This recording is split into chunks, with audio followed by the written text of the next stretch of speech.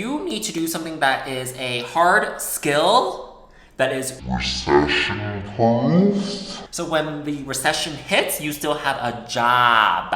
I thought I wanted to be a plastic surgeon, chemistry, biology, math, science. I was given the opportunity of interning in a plastic surgery clinic. I got to shadow, I got to observe, I got to see surgery, I got to see the whole 9 yards, right? When I saw that, it was not for me, and that's okay. But when I came back from my internship, I did not want to become a doctor. I dropped out a week before the pandemic, took 3 years off. I was 23 at this point. I told my brother that I was gonna wait until I turned 25 to go back to school, and he said to me, you're old, you're decrepit, you're gonna be the oldest in your class, you need to go back to school now because time's gonna pass anyways, so do it now versus waiting. I didn't know what I wanted to go back to school for, but I knew I wanted to go back to school and put my name on a degree. My brother said, you need to do something that is a hard skill that is recession-proof. So when the recession hits, you still have a job. And I said, you know what? I see you. I see that you're getting all these grants and scholarships. I'm gonna go back to school and I'm gonna do accounting. One of the things that I did not want to repeat the first time I did schooling, I did not want to work. Because when I was doing biochemistry, it was so expensive that I had to get the cheapest housing. I did everything I could to make it as cheap as possible, but I was still working. So I told myself, when I return back to school, I do not want to work a job. I want to focus solely on school. I want to at least get a somewhat decent GPA. So I told myself, I'm not working. I did that winter semester, and then I finished out the spring semester. My screen time was like 17 hours at that point. I don't know where all that time came from, right? You are spending so much time on a screen, let's go ahead and get a job, one. And then two, I was bored. Like, I was low-key kind of bored with all the free time I had outside of my classes, so I was like, you know what, get a job. The business school at my university puts on these career festivals, career fairs. I got 5 interviews, received 2 offers for internships. Fall 2024 is when I started my first internship, and I was working about 25 to 30 hours while taking 15 credits in school. In spring of 2025 is when I started my second internship, and this was a tax accountant role in a public accounting firm. I was making $23 an hour. At the first one, I was making $18. The last semester of your college career is your capstone, like you can't fail these classes, because if you fail these classes, you're not gonna graduate, right? Looking back to when I said, oh, I didn't want to work during school, I still have that sentiment where I wish I didn't have to work during school, but I do want to say, because I did those internships and they were relevant to what I was studying, I'm grateful for those experiences because it did set me up to have resume experience. I don't know who needs to hear this, but you need to have internships. You need to have internships on your resume. The hardest classes, I will say, was cost accounting. That did it in for me. And then taxation.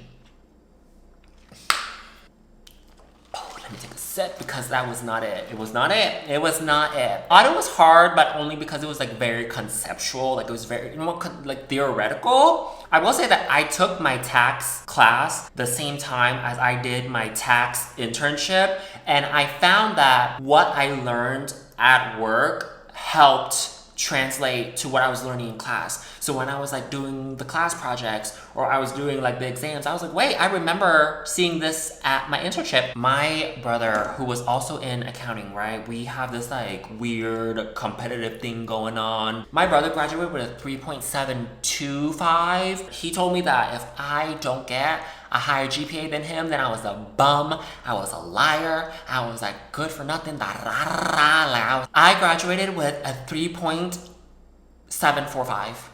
Clock it. Clock it.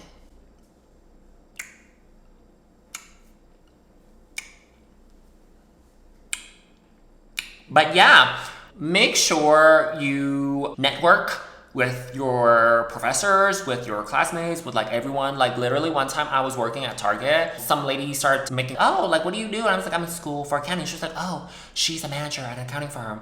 And I got an interview at that accounting firm because she talked to me in a line at Target, right? So network with everyone. Network with your professors, because my professor was on the nonprofit boards of like the accounting, everything, the hospital board, and he was like on the government board, and he was like doing this and that. And then like he obviously, like he was like the accounting professor. He knew all the accounting students that took his classes and where they ended up. And he was calling up like, hey, like Didi is a senior here, and like, can you like get them in for an like, he was sending out my resume to everyone he knew, and I was getting interviews like left and right. And then also like one time, me and the professor, we were talking, and then he was like super sly about it too. He was like, what's your GPA? Are you gonna do the CPA exams? And I was like, yes, of course, my GPA is da da da da. And he was like, I'm gonna send you something. I was like, why?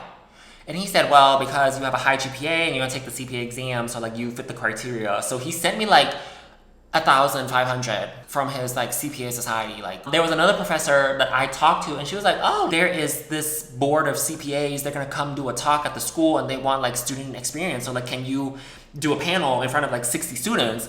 And I was like, yeah, I can talk to some 60 students. Basically, your network is your net worth. If you're not gonna take anything away from this video, like take 3 things. 1, go to community college. 2, stay in the house. Don't get a dorm room. And 3, make sure you network with your professors, your peers, everyone. I don't believe in failure. When I dropped out of college the first time and then I had all this debt and no degree, was that a failure, or did I just change my mind and pivot? I went from biochemistry to music to YouTube to art to modeling. I was on a billboard. And then I changed my mind again and I went back to school, but then for a different degree, and then now I have a degree. Did I fail in that sense, or did I keep going until I found something that worked? So if you are wanting to become an accountant, especially if you're wanting to go into public accounting, you need your CPA. Your Certified Public Accounting License.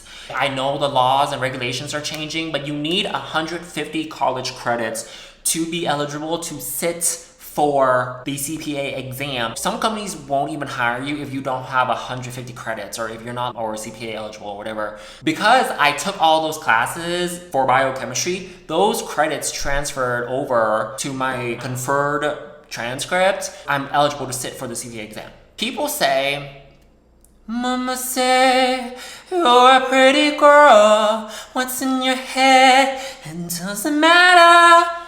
People say you don't go to college directly after high school. Like, the longer that you are not in school, the harder it is to go back to school. Statistically speaking, that is 100% true.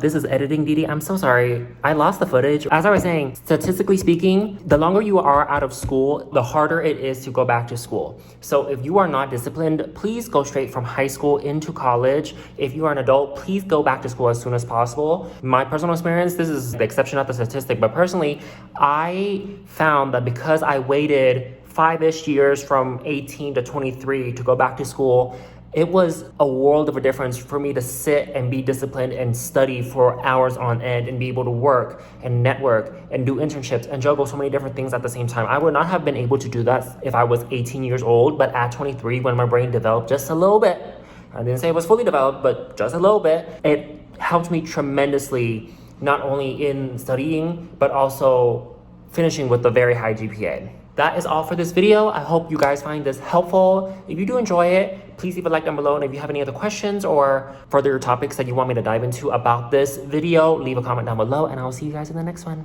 Bye, I love you.